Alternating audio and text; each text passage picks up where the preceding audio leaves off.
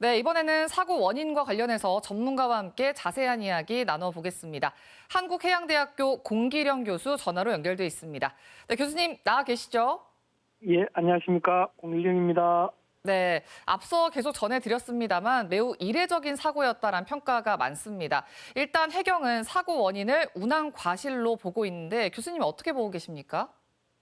예, 그 사고 선박은 그 하루에 한 두 번씩 그 항로를 자주 운항하는 그런 선박이었고, 담당 항해사도 그 항로에 아주 익숙한 항해사였는데, 그 항로가 굉장히 협수로고 통항 선박이 많아서 집중력을 가지고 수동 운행 방식으로 항해를 해야 되는데, 자동 운항 항법 장치에 놓고 또 휴대폰으로 뉴스를 검색하는 등 아마 집중력을 잃게 되었고, 그러다 보니까 변침해야 될 적절한 시점에서 변침점을 놓치고 그 이후에 여러 가지 당황하고 이러다 보니까 결국은 그 주변에 있는 족도라는 섬에 자초하고 만 그런 사고인 것 같습니다.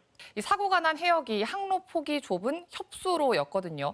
전남 서해안에 이런 형태 항로가 많은데 그렇다면 이런 곳에서는 원칙적으로 직접 운항을 해야 하는 겁니까? 예, 그렇습니다. 그 이제 다가오는 선박들도 많고 이렇기 때문에 충돌 방지를 위해서 수동 장치를 놓고 정밀하게 운항을 해야 되고 또 조금만 항로를 벗어나고 나면 그 옆 주위에 저수심이라든지 많은 섬들이 있어서 이런 잡초 사고 위험성이 굉장히 높습니다. 그러다 보니까 당직 항해사는 물론이고 선장도 조타실로 올라와서 굉장히 긴장감을 갖고 항해해야 되는 그런 구간인데 그렇지 못한 것이 아쉽습니다. 네, 결과적으로는 이제 변침, 그러니까 방향 전환이 늦었다는 건데 앞서 이야기해 주셨습니다만 선장도 조타실에 없었다란 발표가 있었습니다. 이 부분은 어떻게 보십니까? 예, 선장은 이렇게 협수로나 교통량이 많은 어떤 해역에 들어가면 반드시 선교, 즉 조타실에 올라가서 당직 담당 항해사를 관리 감독하고 또 직접 운항도 해야 되는 의무가 있습니다. 선언법에 그렇게 규정되어 있는데 네. 아마 그 사고가 난 시점에 선장이 조타실에 없음으로 해서 이 사고를 미연에 방지할 수 있는 그런 타이밍을 놓친 게 이 사고의 원인으로 판단이 되어집니다. 그렇다면 선박 움직임을 실시간으로 확인하는 관제 체계, 그러니까 VTS도 있지 않습니까? 평소와는 좀 다른 노선으로 배가 가고 있으면 이 VTS에서 뭔가 이상함을 좀 감지하고 경고를 한다거나 뭐 이런 것들은 좀 어려웠을까요? 어떻게 보십니까? 예, 그 사고 선박을 관제하고 있는 그 VTS가 목포 관역 VTS인데 그때 당시 관제사가 5척 정도를 관제하고 있는 것으로 확인되고 있습니다.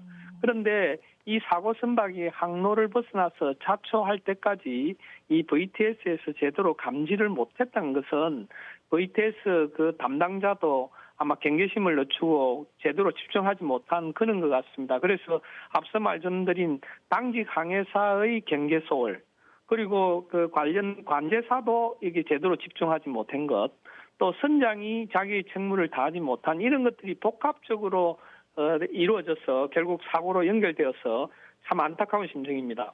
네, 사실 인명 피해가 안 났다고 해서 안심할 게 아니라 해상 안전을 다시 한번 점검해보는 계기로 좀 삼아야 할 것 같습니다.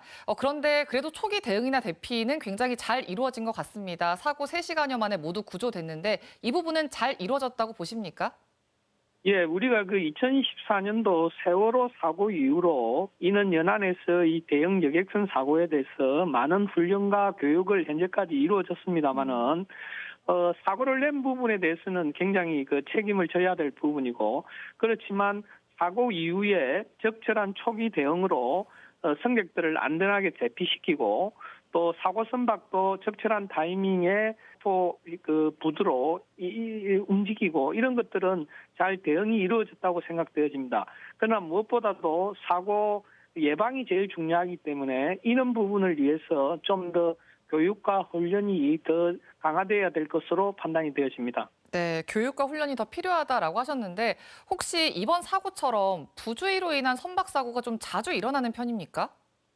예, 그렇습니다. 이런 그 운항자 과실로 인해 가지고 사고가 일어나는 확률이 한 40% 되는데 이는 그 운항자 과실로 인한 사고 방지를 위해서 교육과 훈련은 물론이고 또 지금 그 전남 그 남서쪽 그 해안 그 항로 쪽에는 그 협수로이고 그리고 교통량도 많고 이렇기 때문에 관련 항로 표지라든지 관련 시설들을 좀 더 보강해서 이런 사고로 이어지지 않도록 그는 관련 시설들도 좀 보강이 되었으면 좋겠습니다.